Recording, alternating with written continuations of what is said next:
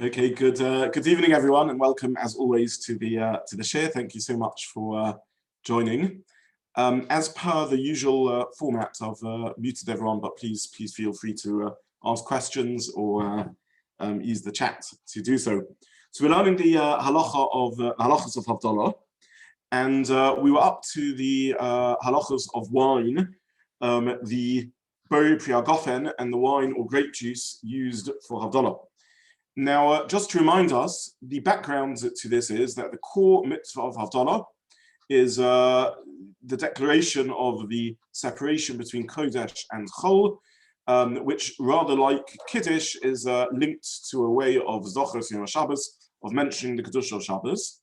Nonetheless, rabbinically, D'Rabbanan, the mitzvah is fulfilled by over a kais sheliyain. The mitzvah should best be performed over wine, in the presence of wine, as a way of giving covered to the mitzvah. Now, going through some of the relevant ideas and concepts around the wine that is used, the first question is, does it have to be wine, or can one use another liquid?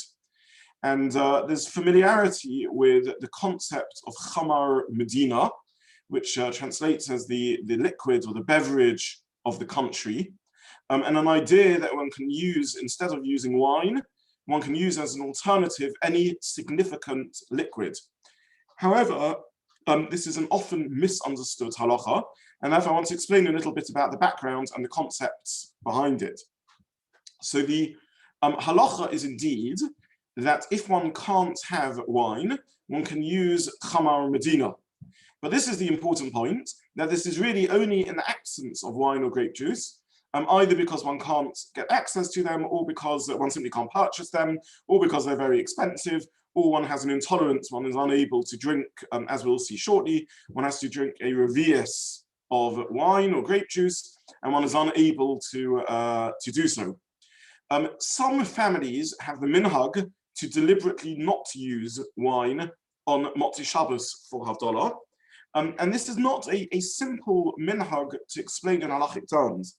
So whilst if this is indeed your family minhag, that's one thing, anyone who does not have a definitive family minhag like that should really use grape juice or wine for Havdalah, because as I explained, chamar medina is really only a second best. L'chatchila, one uses wine or grape juice.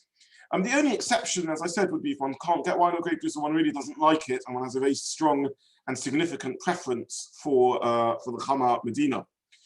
The reason why the minhag developed to use beer and the like was probably because, particularly in North Europe and East Europe, very far from the Mediterranean, wine was exceptionally expensive and almost inaccessible, very difficult to get hold of.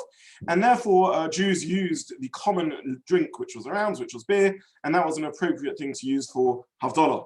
However, halacha is clear that where wine or grape juice is available, this is preferable. Moreover, there isn't really a chamar medina to use, a national drink to use as an alternative to wine or grape juice, which is halachically that clear cut. And this comes on to the second problem. If one isn't going to use wine or grape juice, what is the alternative? Now, the definition of chamar medina is that it should be a drink which is served traditionally in that location to show respect to guests.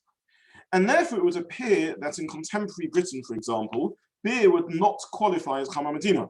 So again, this is very interesting. The classic example of chamar medina for several hundred years of European history, it would appear to me not to be a suitable chamar medina in 21st century England. It's simply not a drink that we would serve to show respect to guests. It's not a drink that we would serve at a simcha, not a drink that we would serve to honored visitors who are coming. It would be dubious to qualify it as chamar medina. What would qualify as a chamar medina other than wine or grape juice? Well, I think whiskey is certainly a good candidate. At functions, when one invites guests, whiskey is served as an alternative. So whiskey would count as chamar medina. However, there's another halachic problem with this, which is the quantity that needs to be drunk. Now, when one makes Kiddush, Havdalah or Kiddush for that matter, on wine or grape juice, As we will see shortly, the kais, the cup used for the Kiddush, should contain a revius of grape juice or wine. A revius is commonly held as 86 milliliters, 86 cc. Just to give you an idea of that measure, a typical disposable plastic cup is perhaps 200 or 250 milliliters. So about half of a plastic cup would be the measure of wine or grape juice that one needs to use for Havdalah. How much of it should one drink?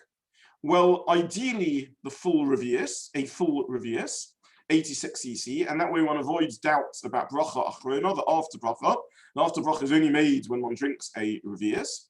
However, if one is unable to do so, one can drink malo lugmov, a cheek full of the liquid, which we assess as being just over half the revius, so 44 milliliters of the liquid, just over half that quantity. So just to give us a feel for that, if one has a plastic cup, the amount of grape juice that should be used, ideally we fill the whole case. One fills the whole cup that one uses for grape juice or wine for Havdalah.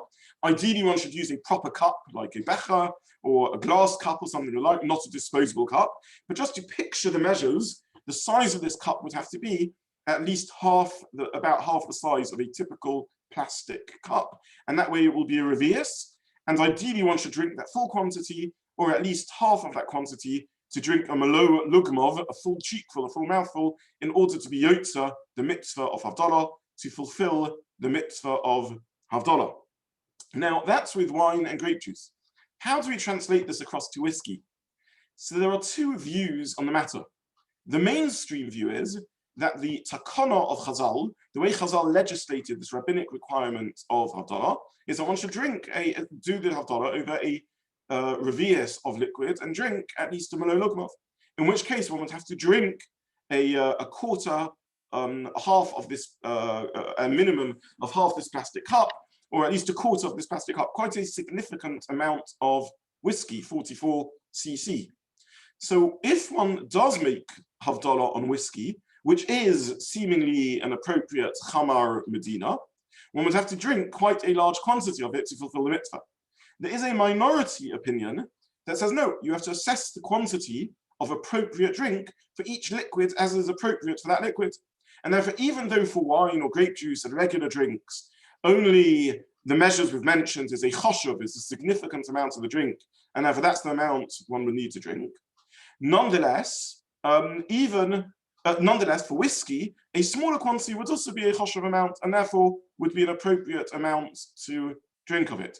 And that's where the minhag, particularly in Hasidic circles come from, of making Kiddush in Shabbos morning and Havdalah in Motzi Shabbos on a whiskey shot glass of liquid, which is below the shiurim we have mentioned.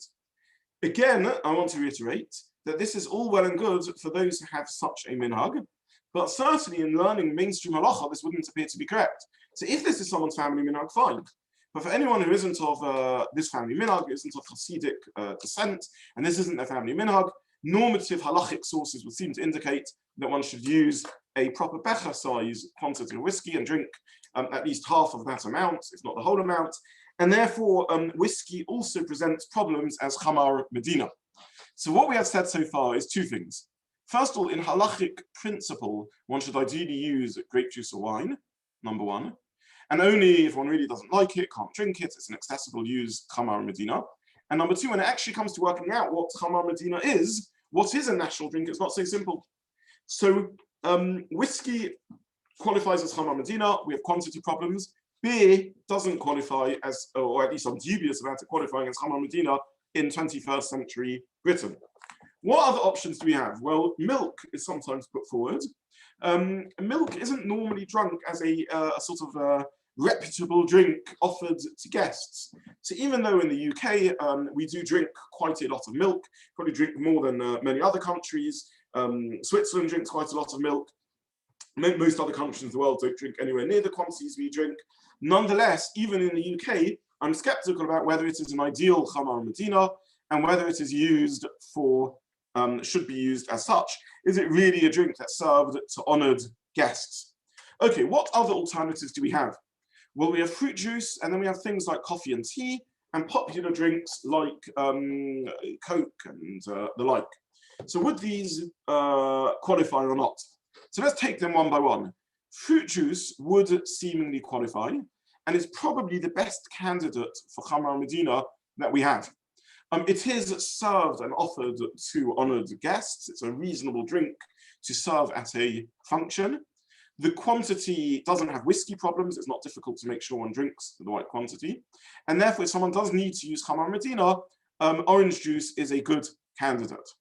What about coffee and tea? So here we have an interesting machlokas amongst the poskim. On the one hand, in the UK, coffee and tea are again reputable drinks that one would serve after a meal to offer to guests. It's a reasonable drink to honor a guest with, and therefore would be an appropriate drink to use for Khamar Medina. However, it is primarily water.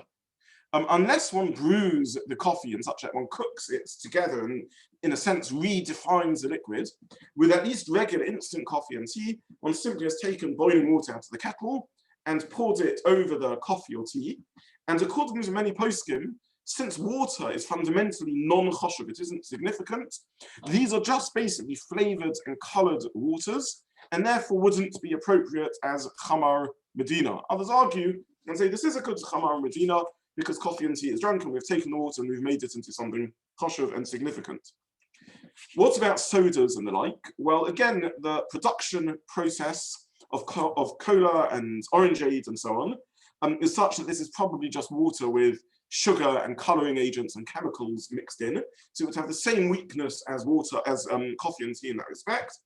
And in addition, we would need to quantify whether this is something served to honor guests or not. Perhaps with the terrible Americanization of our culture, perhaps indeed this has become something that's served to guests. One does go to functions where this is brought out for guests. So it would appear it has crossed the threshold, even in the UK, in terms of its significance, though it still has the issue of it being primarily water without having been made into something else. So to summarize, if one has wine or grape juice, that would appear the best, that is the best option in halacha. If for some reason it's not appropriate, one doesn't have it, can't drink it, fruit juice to me appears the next best alternative. After that, I would go with coffee and tea, and then after that with Coke and orangeade and the like. So that would appear to be the order of priority. If you're a heavy drinker and you're able to do Khamar Medina, use whiskey as your drink and drink the right quantity, then that would also be an appropriate amount to use. What certainly wouldn't be appropriate is water or sparkling water, even though we use this now as a reasonable and kosher drink. This is brought out to serve to people in functions. Nonetheless, it's water, it's fundamentally non-kosher and therefore shouldn't be used. So this is a summary of the halachas of Khamar Medina, the alternative to wine or grape juice. Someone texted me in the chat and said, but surely beer is drunk in pubs. And that is correct. Nonetheless, I'm not convinced that beer is a Khamar Medina nowadays, since, as I said, it isn't served really to guests who come to have it. I'm not saying this definitively, and that's why I kept on saying I'm dubious about it. It's very hard to assess in halacha these matters, but I'm certainly, I don't see it as ideal an option as grape juice, as fruit juice. So if for some reason you don't make Havdalah over wine or grape juice, I would humbly suggest using fruit juice as the next alternative. Someone mentioned to me after the share last week or 2 weeks ago when we discussed women not drinking wine or grape juice of Havdalah, and we discussed the halachic sources for this, the basis of this very commonly known halacha, which isn't so clear cut actually where it comes from. And we saw that certainly if someone is making Havdalah for themselves, they can make Havdalah for themselves and should drink the wine or grape juice. So someone said to me, but surely it would be better for them not to drink wine or grape juice, but use another drink, use beer, for example. Now, why would that make a difference? So the halachic reasons put forward not for women not to drink Havdalah wine would apply to any alternative drink used equally. The Kabbalistic reasons of the Shlah for not using, women not drinking grape juice or wine of Havdalah is specific to wine or grape juice. So it is true that according to the reasoning of the Shlah, the Kabbalistic or mystical reason given by the Shla why women shouldn't drink, wine would be less good, and if a woman does have to make Havdalah, it'd be better for her to use an alternative. However, in halachic terms, there's significant problems with using a non-wine alternative, and it's possible that beer has the same problem as wine, even according to some of the alternative reasons given. And therefore, I would say if a woman or lady is making Havdalah by herself, if there's no particular reason not to do so, she should use grape juice or wine, and that way fulfill the mitzvah in the optimal halachic manner. Unless one has a proper halachic minhag, a proper minhag not to do so. There are families that really have a very strong minhag not to do so, or a very strong minhag to use whiskey. That's a different matter, but in halachic terms, for those that don't have a clear minhag, wine or grape juice, I believe, should be used by men and ladies alike if they are making Havdalah. Okay, what else can we say about this wine and grape juice? So we already mentioned the quantities concerned. The kos should contain a revius of wine. The kos should contain 86 cc of wine, and one should ideally drink a full revius, the full 86 cc, or if not, at least a maloi lugmov. Now that's with a cup, which is a revius-sized cup. What happens if I use a regular kiddush kos, which is significantly above a revius? As I mentioned already, a typical disposable plastic cup, just to give you an indication of size, might be 200 to 250 milliliters. So the kiddush cup I'm using is probably quite a bit larger than 86 cc. How much should I fill that cup for Havdalah? And the answer is, ideally speaking, one should fill the cup completely. It's covered for the mitzvah to fill it completely. Though if for whatever reason one's very low on wine or grape juice, one could fill it only as long as one has a revius, as long as one has 86 cc. How full is a full cup?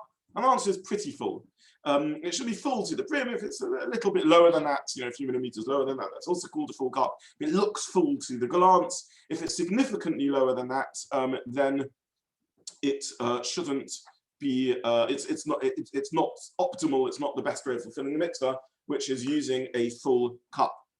Many people, though, have the minhag for Havdalah to actually fill the cup to overflowing, to overfill the cup, to fill it to overflowing. This is indeed the minhag I have in my family, and many people have such a minhag. And this is part of a multiplicity of minhagim connected with the idea of symbolizing that Shabbos is finished, and we now want the bracha of Shabbos to overflow into the week, and indeed that blessings and brachas in general should overflow into the week. So the concept here is perhaps alluded to in a Gemara in Eruvin, which says that spilling wine, a house where wine is spilt, is a siman bracha. It's a sign of blessing, the sort of overflowing shefa of bracha. And a variant of this minhag is brought already in the Ramah. So this is an ancient minhag. The Ramah brings such an idea. He says, spill a little bit of grape juice or wine out of the cup after making Havdalah, in order to extinguish the flame of the Havdalah candle with it. So basically there's two variants as to how to fulfill this minhag of overflowing the cup in order to indicate that the blessing of Shabbos overflows into the week, that Shabbos is the source of bracha, and that we derive our spirituality, we want Shabbos to linger with us, and the message of Shabbos, the reminder of emunah and trust and bitachon in Hashem, should inform our working week. Even though we're now going to engage in working with the world, we nonetheless remember that Hashem is the source of brachas. So the symbolism is fulfilled in two manners, either by overflowing the cup initially at the start of Havdalah, or filling the cup in a regular manner like one would do for Kiddush, and then after Kiddush, after Havdalah, pouring out a bit of this grape juice or wine into the plate in order to extinguish the fire. This is the concept of the symbolism of sort of giving a tangible expression to the ideas and tefillos we have. We're familiar with this idea in Halacha, for example, on Rosh Hashanah, we have fruitus simonim, and one can understand it mystically if one so chooses, or one can understand it psychologically. In general, in Yiddishkeit, we want to give a tangible and concrete expression of an idea to give us something to focus on and to concretize this concept in our minds with a physical representation, and therefore this is why we overflow the cup in one of the two manners described. So this is the concept of the kos shel bracha of Havdalah, which we overflow in order to symbolize this bracha. There are a number of other minhagim also that people have, some of them mentioned by the Ramah and others not mentioned. One idea that you may have seen around is people dipping their fingers into the spilled wine and then dabbing a little bit of this wine or grape juice onto various parts of their body for clothing. This isn't my own personal family minhag, but many people have such a minhag, and I'll just mention these very briefly. Some people place a little bit of the wine on their eyes, or just above their eyes. I think the Ramah mentions such a minhag. He says it's an idea of chibah, of showing love for the mitzvah. Probably the symbolism is like the pasuk says in Tehillim, Perek Yotes, that mitzvahs Hashem me'iros einayim, they light up our eyes. So what we're saying is that the wisdom of Shabbos and the mitzvah should light our eyes, that through the rest of the week, we should view the week with Shabbos-like eyes, through the eyes of Shabbos, with the eyes of the bitachon and trust that we had in Hashem over Shabbos. Some people touch the wine to their forehead, probably symbolizing a similar idea, that they should have the wisdom of Shabbos with them. Some dip their fingers, dab a little bit of finger onto their pockets, which is seen as a segula for parnasa. Again, one can understand the concept of a segula in mystical terms, or one can understand it in the message that it's giving us, which is we're about to go out into the working week. We want our pockets to be full. We want to obviously earn our living. And we're hoping that we will do so in a manner in accordance with Shabbos and the values of Shabbos, with trust in HaKadosh Baruch Hu, with yashrus and honesty.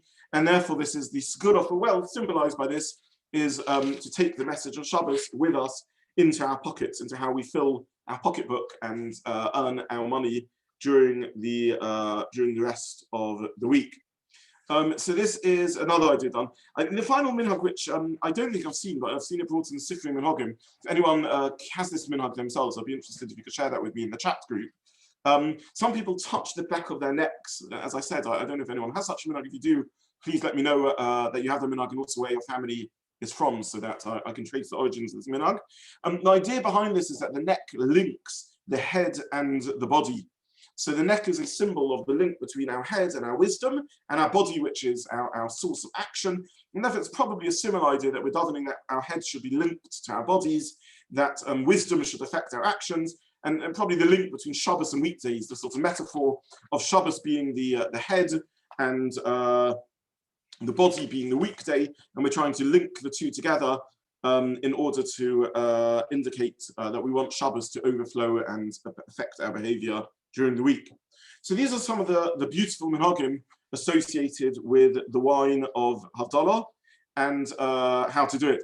So someone has texted me that their minhag is to do this. If you could text me where your family is from, where your minhagim come from, I'd be very interested, whether that's from your husband's or your family, and where you get that minhag from. Thank you for sharing that. Okay, so this is these are some of the other halachas. I'll just run through a few more of the halachas of wine before we move on. As I said, one should ideally use a full kos, and some of the minhag to overfill it.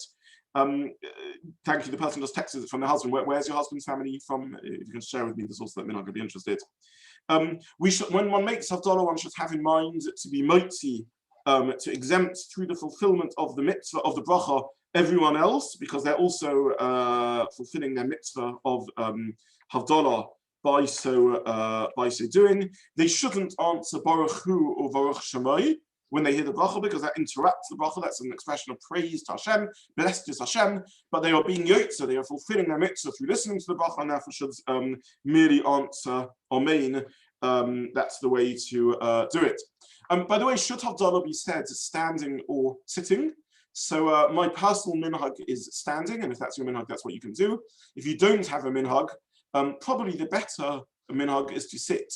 It's actually probably the less common minhag, but probably halachically better. If you're being motzi, exempting other people, this is best done in a manner of a togetherness, and togetherness is achieved by sitting and doing Havdalah together. And therefore, if one doesn't have a minhag, one should sit whilst one is saying Havdalah in order to be motzi other people. Those, as I said, who are fulfilling the mitzvah should have intention to fulfill their mitzvah through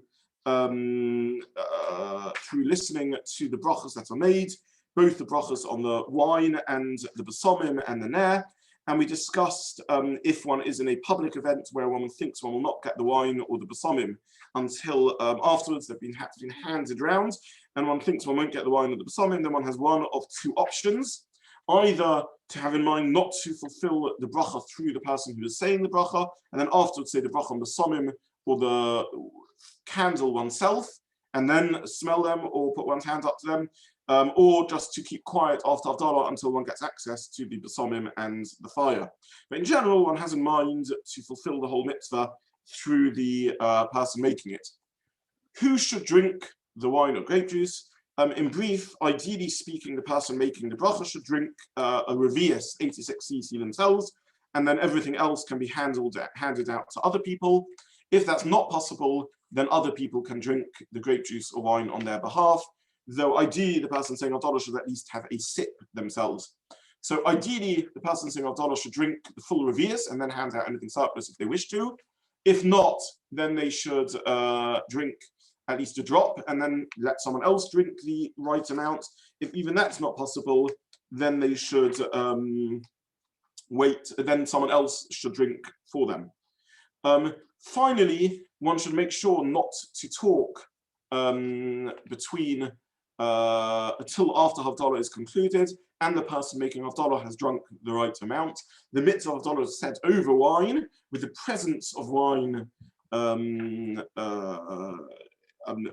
wine and with the presence of wine which is drunk, and therefore one should wait until the person has drunk the wine before they complete the mitzvah, before they talk and move on to other things.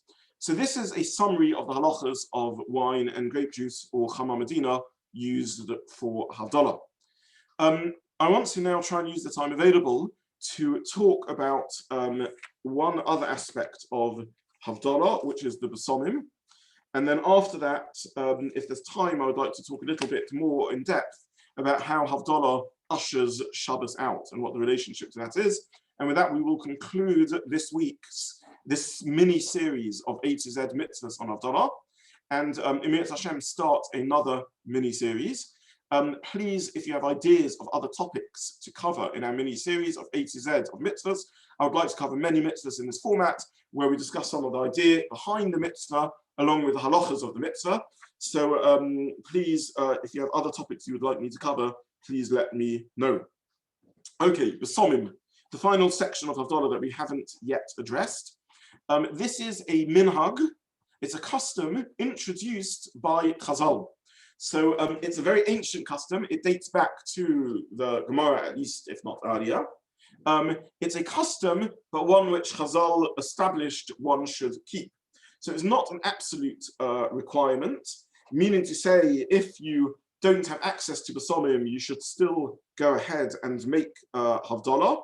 And if for some reason it would involve a great deal of difficulty and hassle to get hold of basomim, then again, one doesn't need to stress oneself to get it. So let's say, for example, you're making Havdalah at home, and you realize you're about to start Havdalah, and you realize you don't have any basomim, and you'd have to go out and you'd have to buy basomim, and it would be difficult and find a shop that's open. You're not mechuyev to do so. It is a minhag that Chazal put in place. It's not an absolute requirement of Havdalah. Interestingly, by the way, if for some reason you didn't have basomim at the time of making Havdalah, and then afterwards you managed, on Motzi Shabbos still, one managed to get hold of basomim, then at that point one can say the bracha of basomim even separately from Havdalah. And the reason for this is because the reason one can say the basomim even separately for Havdalah is because the basis of the idea of smelling basomim is not really fundamentally connected to Havdalah. It coincides with Havdalah, but it's not identical to Havdalah. Again, let's remind ourselves, the mitzvah of Havdalah is to separate, to declare the kedusha of Shabbos and separate between Shabbos and Chol. Basomim doesn't really have anything to do with it. Why do we smell basomim on Motzi Shabbos? In order to encourage ourselves and cheer ourselves up after the departure of Shabbos. The sources talk about the loss of Neshama Yosera, that on Shabbos we have an extra soul, and with the departure of Shabbos we lose that Neshama Yosera, we lose that extra spirituality, and the basomim somehow soothes us. Now again, we can understand this in two levels. The Torah speaks about this almost in psychological terms, spiritual psychological terms. Shabbos departs and we feel a sense of absence, a sense of loss. We feel the pain of the departure of Shabbos. And therefore we have the Pesomim to re-energize ourselves and to give us something positive. Many people feel this Motzei Shabbos has come and we've lost the unique Kedusha of Motzei Shabbos. And therefore, we want to have Pesomim to encourage us. That's one way of understanding it. Alternatively, one can understand it on a more mystical level, that indeed we have an extra neshama, we have an extra spirituality in Shabbos which we've lost, and the Pesomim is the most spiritual, physical pleasures that we have. So the sense of smell is a very interesting sense. It's on the one hand, clearly the Birchas Hanenin. We are saying the bracha on Pesomim for the physical pleasure of smelling. We know that we say many sorts of brachas during the week. We say brachas of praise to Hashem. We've discussed this in the context of tefillah. We say birchas hamitzvos, and we also say birchas hanen, and we say brachas on experiencing and using and absorbing things, primarily eating and drinking. However, Pesomim also has a birchas hanen associated with it, but it is the most abstract and refined of the direct experiential birchas hanen that we say. In fact, the Gemara had a havamina, had a thought that one wouldn't, or discusses where do we get from the idea that we should say Birchas Hanenin on Pesomim. We don't say on Eish, on fire, on light. We generally don't say a bracha on the benefit from it. It's only something which we consume. We don't quite consume Pesomim. And the Gemara derives it from a pasuk that we can even say the bracha on Pesomim, even though it's an abstract benefit. It's the most spiritual of benefits, the most abstract of benefits, nonetheless we can say bracha from it. Interestingly, the Gemara, one of the sources the Gemara derives it from is Kol Neshama to Halachah, that we should give praise to Hashem, our Neshama should give praise, our soul should give praise to Hashem. But the Neshama, the word Neshama is also linked to Neshima, to breathing. The Gemara says which benefit, which physical experience does the Neshama benefit from, perhaps playing on the word Neshima, breathing, and the Gemara answers, we say it on smell, and therefore the Gemara derives from that the idea that we say the bracha of Pesomim, we may say Birchas Hanenin even on a smell, indicating already this link between the soul and smell. So perhaps this is why we have the bracha of Pesomim on Motzei Shabbos. We've lost the Neshama Yasera before we move into the earthier pleasures of the week, and we completely materialize ourselves. We have this sort of bridging pleasure of the Pesomim, which perhaps brings pleasure to the neshama, because it links the two parts, perhaps again linked to the idea of the back of the neck that we were talking about, the link we want to make between the physical and the spiritual. The Pesomim on the one hand is clearly a physical experience, on the other hand it's the most abstract, and therefore reminds us of our spiritual dimension. It doesn't materialize us and potentially animalize us in the same way as eating and drinking do. So this is the concept of the bracha of Pesomim that we make. And it's for that reason that we can say it even if we've missed it in Havdalah, because in truth it's linked to Motzei Shabbos irrespective of Havdalah. The same, by the way, applies the other way around. If for some reason someone is unable to make Havdalah whatsoever, nonetheless they can do the mitzvah of Pesomim. As long as it's Motzei Shabbos, they can still do the mitzvah of Pesomim. And we discussed last week the different views about ladies doing this mitzvahs, and the halachic conclusion that it would appear that as part of the psak and mission of the Ikrus Moshe, that ladies should also do this for Havdalah, and they can do this separately from Havdalah also. How long can one do it if one missed it in Havdalah? The answer is the whole night, as long as it's Motzei Shabbos, until Alos HaShachar, until dawn the next morning. What can one use for Pesomim? What can one, which materials can one use for Pesomim? So the answer is any of the pleasant smelling materials available to us which are natural. Now, during the rest of the week, when we smell pleasant smells, we need to know what we are smelling. Are we smelling herbs? In which case we would say Borei Asvei Pesomim. Are we smelling woody bits of like bark and the like? In which case we would say Atzei Pesomim, on the wood that has a pleasant fragrance. Or are we smelling a variety of sorts? In which case we would say Minei Pesomim. However, Ashkenazi practice is that we always say Minei Pesomim, or at least on Motzei Shabbos, because the halachas of Pesomim are complicated and varied, and therefore Chazal established the minhag that on Motzei Shabbos one just says one standard nusach habracha, which is Borei Minei Pesomim. So one can use any of these basomim types, whether they are herbs, whether they are bits of bark like cinnamon, or whether they are cloves, for example. Nonetheless, the best thing to use for basomim are things like cloves, and many people have the minhag of using cloves. And the reason it's best is because these are authentically the correct bracha for these are minei basomim. And therefore, in order to avoid just saying minei basomim because this is the standard bracha, due to uncertainty, better just to say something which is genuinely minei basomim. The alternative is to use a mixture of different spices, several different spices, where again the appropriate bracha would be minei basomim, varied types of basomim. So this is the ideal type of basomim to use, is a mixture of different types of basomim or cloves. However, if any types of herbs are appropriate, many Sfardim have the Shulchan Aruch, it brings us the custom of using hadassim. Though, as I said, Sfardim are a little different because they make specific brachas on each type of spice that they use. What shouldn't one use as a pleasant smelling object? Well, one shouldn't use perfume or something which doesn't have the body of the basomim itself. It is merely a liquid which has absorbed the fragrance. So how do we make perfume and smelling oils and the like? One of two methods: either a synthetic smell, which isn't appropriate for the brach of basomim, or a natural smell, but the original substance is no longer there. It's the smell that lingers without the body. So it's become absorbed into the oil and there's no body of the original substance there. It's a bit like a way of capturing, if you take a basomim container from Havdalah and you empty it of the spices, it will still have the smell in it, but there's no body of the basomim there.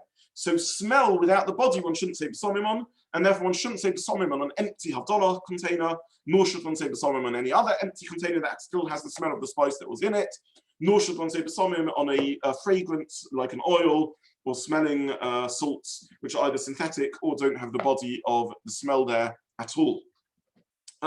Finally, can one say basomim on food items where the primary purpose of the food item is the food, but nonetheless it has a pleasant smell, where there is the body and it's natural?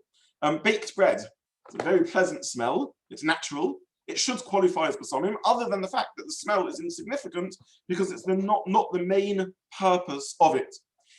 What about even cinnamon, which is set aside for cooking? What about coffee? Roast coffee has a very lovely smell. So in all these cases, the halachic rule of thumb is, if the primary purpose is to be eaten, then one shouldn't make the bracha on it and shouldn't use it for basomim. If a significant purpose is smell, then one can say basomim on it. So cinnamon, one can say basomim on it. If one has no choice, then a strongly smelling roast coffee, probably once it's brewed, basomim smell can be said on it. When it's brewed, it has a strong smell, and that's because it's quite common for people to enjoy and savor the smell of the coffee before they drink it. And since the smell is a significant part of the experience, therefore one can say basomim on it. Nonetheless, it's appropriate to say the basomim, the bracha, on something where l'chatchila, it's designed for the smell, like a classic basomim as opposed to something like coffee. You should be aware, by the way, that many instant coffees have had a synthetic smell added to them. And therefore, the delicious coffee smell that one's smelling, they've done it because people like the smell of coffee and they like the roast coffee. But actually, it isn't the coffee smell that you're really smelling, because the instant coffee has been processed such that it doesn't have a smell. And therefore, for that one, certainly you cannot make very minei basomim on it, because you're smelling just a smell without a body, or perhaps even a synthetic smell, or even if it's natural, there's no body there at all.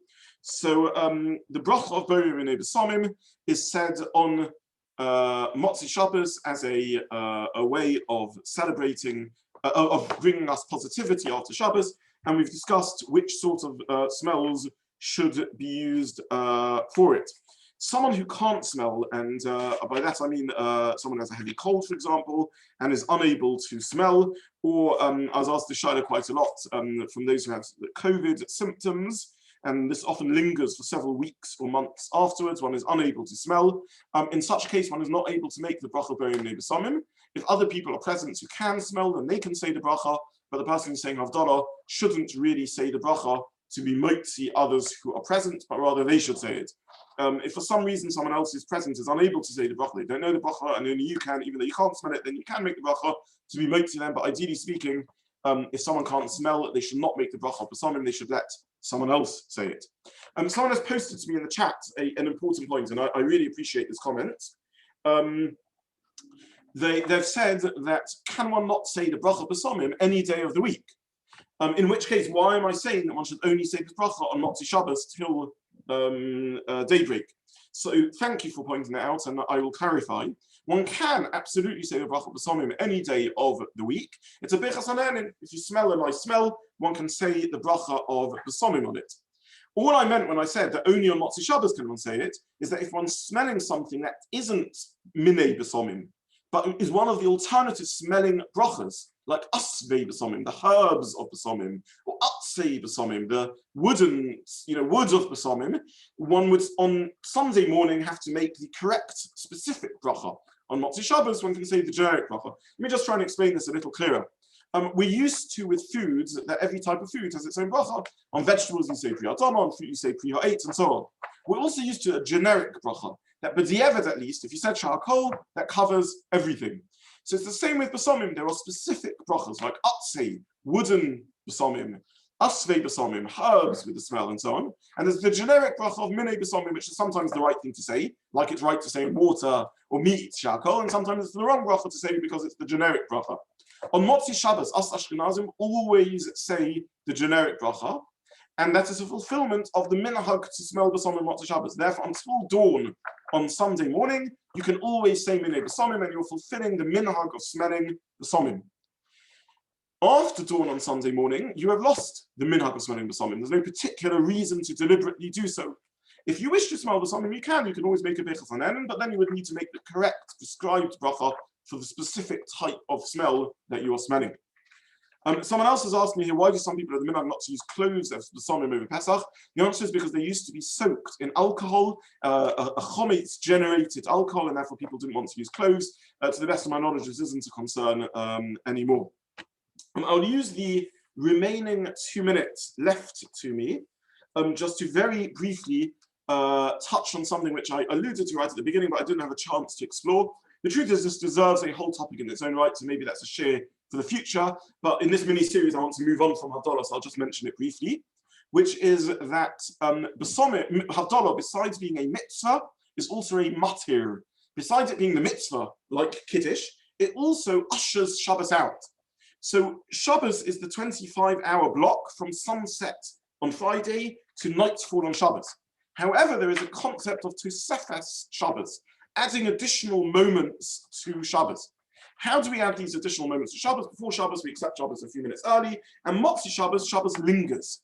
The difference, however, is that pre-Shabbos starts with our acceptance of Shabbos, even without making Kiddush, but the lingering of Shabbos afterwards is only ended and ushered out through saying Havdalah. How do we say Havdalah? Through one of three mechanisms, either the mention in Amida, in which we say Havdalah, or through just a mention of Havdalah, or through the full text of Havdalah as we say it. So in terms of Melacha, one shouldn't do Melacha, minor Melacha, until one has said Baruch HaMavdil ben Kodesh Chol. Major Melacha, significant activities, and eating and drinking shouldn't be done until one says the full Havdalah as per the prescription of the sages, the full text of Havdalah with grape juice or wine as we have discussed. Someone who isn't instantly able to get access to wine, and therefore to make the full Havdalah, should therefore avoid eating until they can do so, unless, of course, it will be an extended delay or they're weak and they need to eat, in which case they will have to eat just after saying Baruch HaMavdil. Why can one not eat or drink or do significant activity before Havdalah? To ensure that one is able to say that one remembers and says Havdalah. Why can one not do even minor Melacha before saying Baruch HaMavdil? Because Shabbos lingers until one has said Baruch HaMavdil ben Kodesh Chol before, until one has ushered Shabbos out by saying HaMavdil. So Havdalah is two things. It's both the mitzvah and the very act that separates and ends Shabbos. Not the full Havdalah, but the mini Havdalah. The full Havdalah is the way that Chazal said we should fulfill the mitzvah. So this brings to a conclusion, we've used our allotted time, brings to a conclusion the topic of Havdalah as I would like to cover it for this mini-series. There is more to say about it on another occasion, but for now this is good. And once again, I'd ask if anyone has a particular topic they would like me to cover, please do let me know for our next mini-series of the A to Z of common mitzvahs. And I wish you all a good evening and thank you so much, as always, for joining. I really appreciate it.